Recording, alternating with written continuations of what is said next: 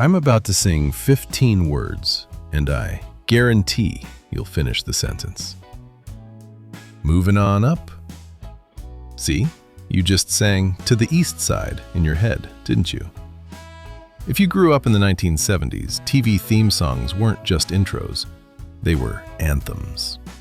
You knew every single word. You sang along every time.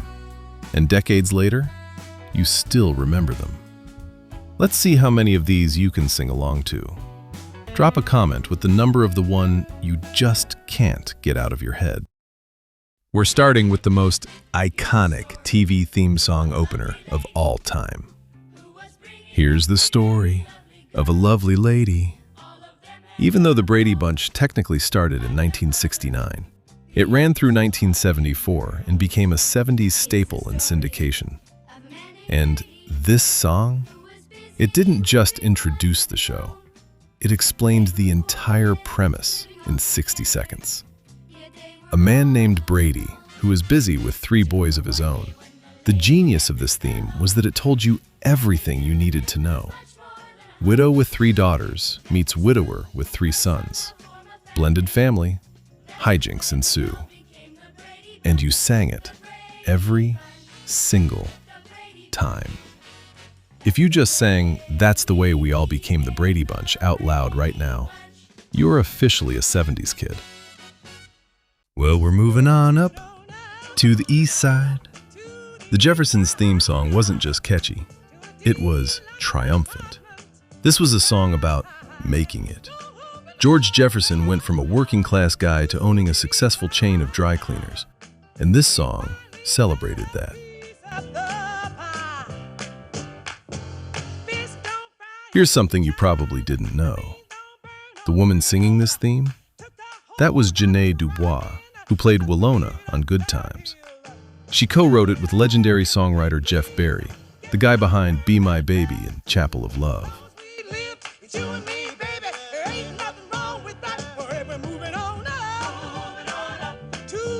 This song had joy. It had gospel energy. It had that call and response feeling that made you want to sing along. And you did. Every Sunday night.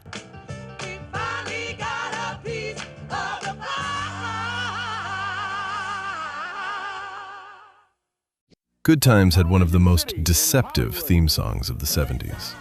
It sounded happy, but the lyrics were about struggle. Temporary layoffs, easy credit rip-offs. The Evans family lived in the Chicago projects. They dealt with poverty, unemployment, and getting scammed by predatory lending. But this song, it found joy in spite of the hardship. Ain't we lucky we got 'em? Good Times. Composed by jazz legend Dave Grusin with lyrics by Alan and Marilyn Bergman, the same team behind "The Way We Were," this song had soul, gospel energy, and an optimism that reflected the show's heart. And that chorus? You bellowed it. Here's a fun fact. This song was such a hit that the producers changed the show's name because of it.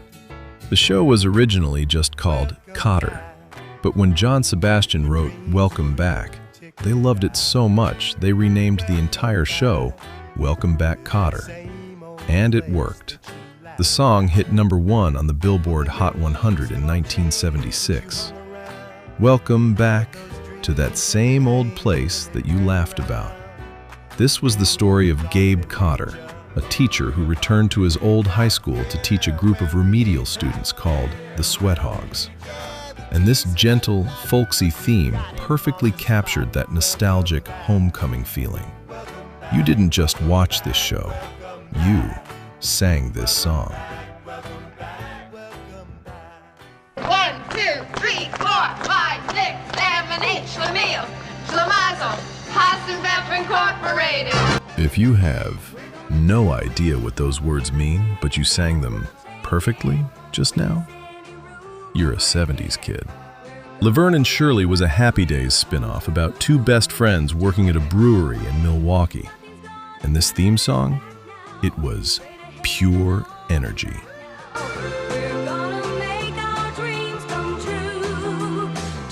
Sung by Cindy Greco, this song hit number 25 on the charts and became one of the most singable theme songs of the decade. And that opening chant? Schlemiel means unlucky person. Schlemazel means chronically unlucky person. Hassenpfeffer is a German rabbit stew. None of that mattered. You sang it anyway.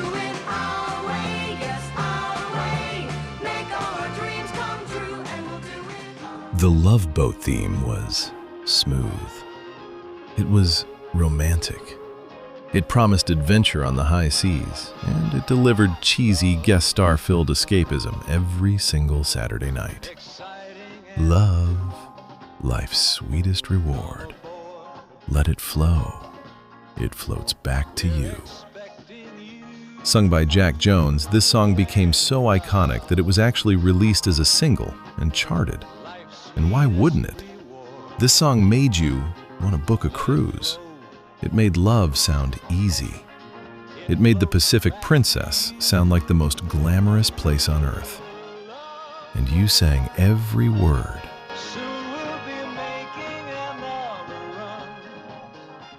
The Mary Tyler Moore Show theme, officially titled Love Is All Around, became the anthem for independent women in the 1970s. Mary Richards was single, ambitious, and making it on her own in Minneapolis. And this song celebrated that. Who can take a nothing day and suddenly make it all seem worthwhile? But the moment everyone remembers? That freeze frame of Mary tossing her tam hat in the air. Iconic. There's literally a statue in downtown Minneapolis commemorating that moment. Sung by Sonny Curtis of the Crickets, this song had optimism, warmth, and encouragement. It told a generation of women, you can make it on your own. And if you just imagined yourself tossing a hat in the air, you get it.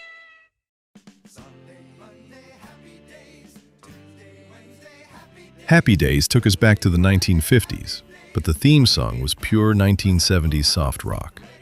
And you know what? It worked.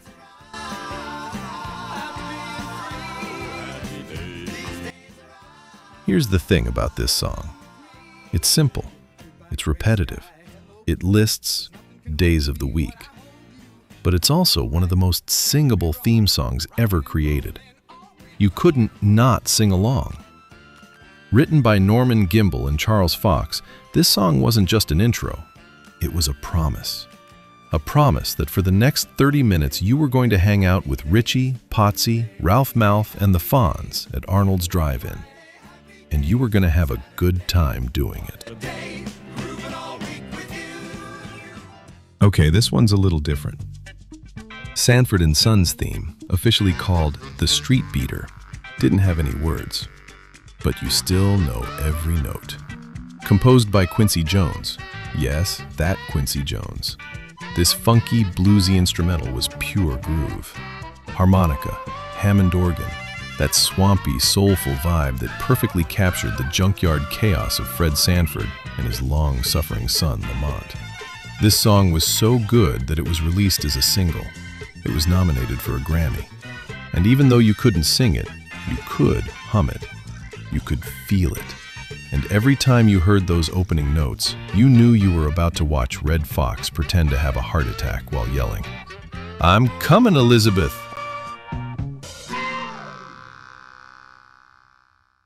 All in the Family's theme, Those Were the Days, was sung by the show's stars themselves, Carol O'Connor, Archie Bunker, and Gene Stapleton, Edith. And it was perfect. This wasn't just a nostalgic song. It was Archie and Edith looking back at a simpler time, a time that probably wasn't as simple as they remembered. The song had warmth and longing, and it set up the show's exploration of social issues, generational conflict, and changing American values. Everybody pulled his weight. G.R.O. shall regret. Those were the days.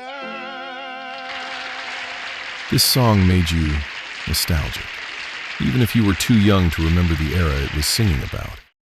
Three's Company gave us one of the bounciest, most inviting theme songs of the 70s. This was a song that literally invited you in. The show was about roommates, Jack, Janet, and Chrissy, navigating misunderstandings and wacky situations in their Santa Monica apartment. And this theme? It promised exactly that kind of light, fizzy fun. Sung by Ray Charles, not that Ray Charles, a different one. This song was catchy, upbeat, and impossible not to sing along to. Life is a ball again, laughter is calling for you. If you just sang Three's Company 2 in that bouncy voice, you know what I'm talking about. Chips had one of the most recognizable instrumental themes of the late 70s. That motorcycle revving California Sunshine guitar riff was pure action. Composed by John Parker, this theme was all about speed, friendship, and California Highway Patrol officers Ponch and John cruising down the freeway on their motorcycles. The moment you heard those opening guitar licks, you knew you were about to watch some high-speed chases, buddy comedy, and probably a few crashes. This wasn't just background music. It was the sound of Saturday afternoon adventure. It had energy. It had that Southern California vibe. And even without words, you could hum every single note. The guitar work, the drums, that bass line that just drove forward like a motorcycle on the 405. This song captured everything the show was about: speed, excitement, and two cops who were cooler than they had any right to be. And here's the thing, even though there were no lyrics, if someone played the first three notes of the Chips theme right now, you'd know exactly what show it was from. Now the world don't move to Diff'rent Strokes premiered in 1978 and gave us one of the most philosophical theme songs of the era. This wasn't just a catchy tune, it was a lesson. The show was about two African-American boys from Harlem, Arnold and Willis, who were adopted by a wealthy white businessman after their mother, his housekeeper, passed away. And this theme acknowledged that their lives were going to be, well, different. This song had heart. It had a message about acceptance and different paths in life. And you sang every word. we'll be fine, 'cause it takes different strokes to move the world. Yes, it does. It takes different strokes to move the world. He in Cincinnati had two theme songs: the groovy soft rock opening theme and a hard rocking closing theme. And both were iconic. On the air in Cincinnati. The show was about a struggling AM radio station trying to reinvent itself, and the theme perfectly captured that laid-back, slightly chaotic energy. Town to town, up and down the dial. Sung and written by Steve Carlisle, the opening theme had a conversational, friendly tone. Maybe think of me once in a while. But here's what made WKRP's theme special. It felt like a real radio DJ talking to you. Casual, personal, like the station was your station. And when that closing theme kicked in with its guitar riffs, you knew you'd just watched something special. So there you have it. 15 TV theme songs from the 1970s that are still living rent-free in your head. Here's the thing about these songs. They weren't just intros. They were promises. They told you what kind of show you were about to watch. They set the mood. They got you excited. And they were good. Like, actually good. Good enough to chart. Good enough to win Grammys. Good enough that we're still singing them 50 years later. So here's my question. Which one of these 15 hit you the hardest? Drop the number in the comments. And if I missed your favorite, tell me what it was. And if you sang along to even one of these while watching this video, you're officially a 70s TV kid. Welcome to the club. Thanks for taking this trip down memory lane with me. Hit that subscribe button, and I'll see you in the next one.